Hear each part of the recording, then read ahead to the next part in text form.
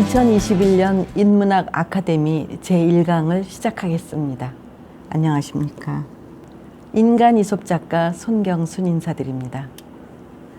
벌써 한 달이 지나고 오늘 입춘이네요. 코로나19와 마스크 덕분에 침묵에 익숙해진 요즘은 조용히 책을 읽고 사색하기에 아주 좋은 계절입니다.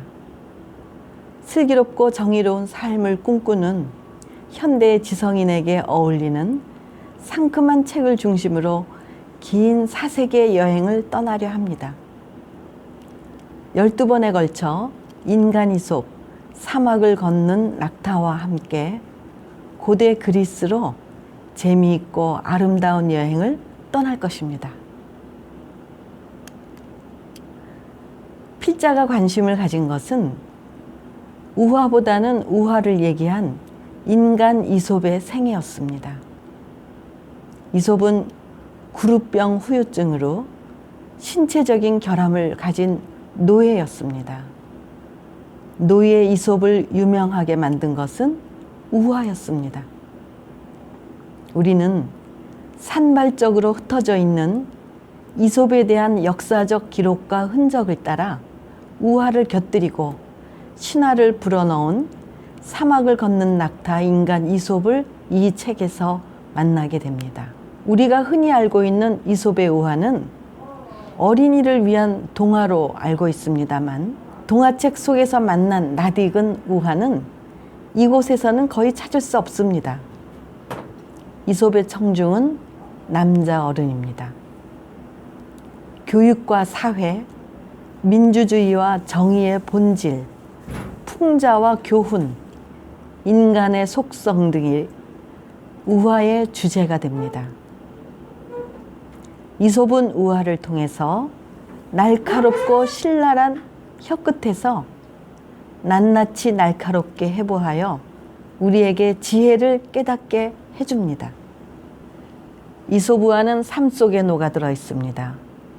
현재를 사는 우리와 시공간을 초월해서 우리의 영혼과도 밀접하게 연결되어 있고 지금 현대를 사는 사람들과 함께 연결되어 있는 것을 깨닫게 해줍니다. 그런데 우화를 읽을 때는 주의점이 있습니다. 우화는 아픈 것을 콕 집어서 풍자와 교훈으로 우리를 가르칩니다. 가르치는 재미도 있지만 남에게 지적질을 당할 때는 거부감을 경험하기도 하죠.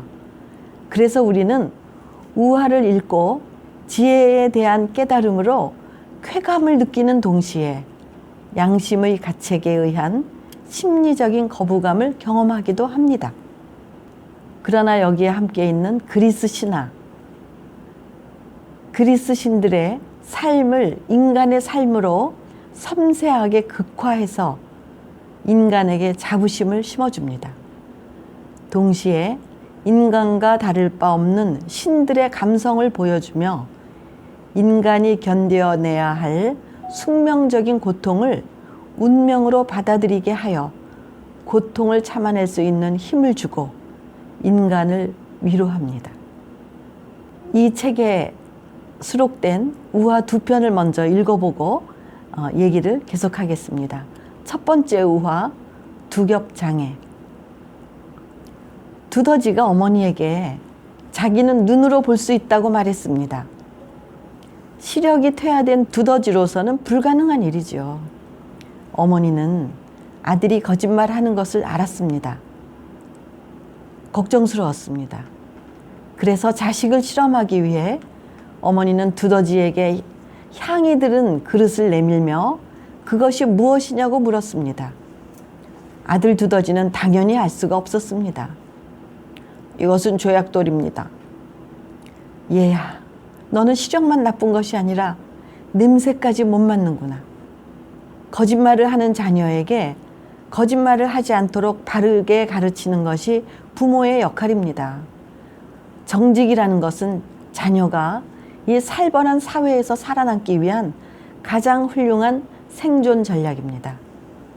부모는 자기 자녀의 재주와 능력을 가장 잘 파악하는 존재입니다. 자녀를 사랑하기에 자녀의 사소한 약점마저 가장 잘 파악하고 있습니다. 자녀에게는 무엇보다 올바른 인성과 세상을 살아갈 생존 능력을 길러주어야 합니다. 자녀가 사고를 칠 때마다 대신 처리해주고 자녀의 약점을 숨겨주고 감싸주기만 한다면 다 자란 후에는 이웃과 사회와 나라의 법과 규범이 당신의 자녀를 강제로 가르칠 것입니다. 두 번째 우화, 손 안에 든 토끼. 잠들어 있는 토끼를 막 잡아먹이려던 사자가 때마침 지나가는 사슴을 보았습니다. 사자는 토끼보다 큰 사슴을 쫓기 위해 토끼 곁을 떠났습니다. 소음에 잠이 깬 토끼는 잽싸게 도망쳤습니다. 오랫동안 사슴을 쫓고 나서야 사자는 사슴을 잡을 수 없다는 것을 깨달았습니다. 그제야 토끼를 잡으러 되돌아가니 토끼는 이미 도망친 뒤였습니다. 토끼는 덕분에 살았지만 사자는 후회했습니다. 확실하지만 적은 수익에 만족하는 대신에 보다 화려한 전망에 마음이 끌립니다. 손에 넣을 수 있었던 것을 놓친 후에는 후회를 해도 이미 때는 늦습니다. 천하무적인 사자도 사냥 성공률은 5번 시도에 1번 성공하는 데 불과합니다.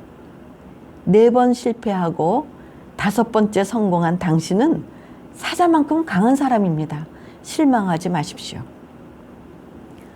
조금 전에 읽어드린 두 우화는 가정교육의 중요성과 사자의 실수를 보여주어 우리를 가르치고 실패를 하고 좌절하에 있는 우리에게 용기를 줍니다.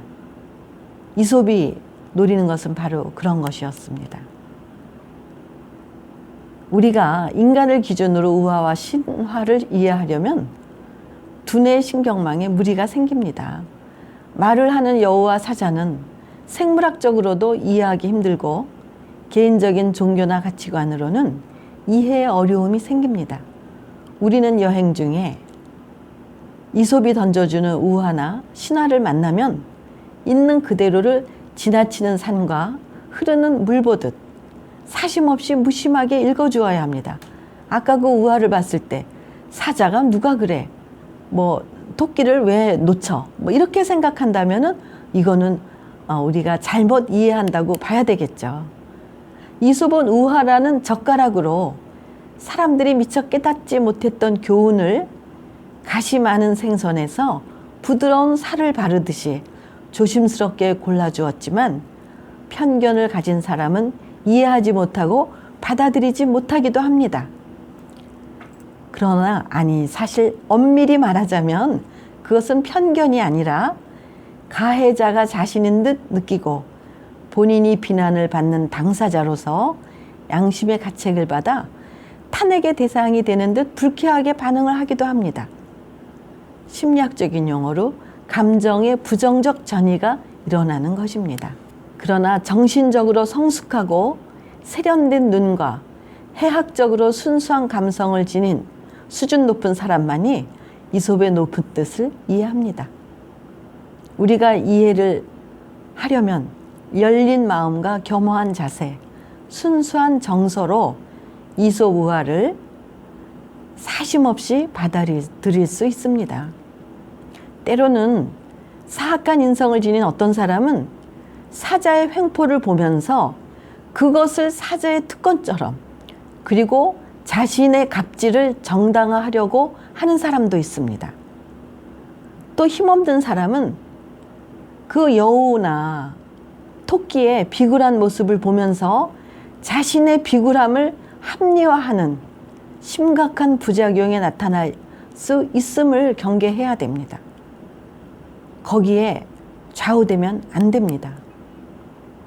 이 책에서는 가능한 한 필자는 개인적인 해석이나 교훈은 절제하려고 애쓰고 있습니다. 깨달음의 기쁨과 감동의 여운을 음미하는 정신적인 즐거움을 위해서입니다. 우리의 상상과 시공을 초월한 즐거운 시간 여행. 다음 시간에는 사막을 건넌 낙타 인간 이솝의 인간의 이야기가 전쟁 포로로 팔려간 때부터 본격적으로 시작됩니다. 감사합니다. 신경순이었습니다.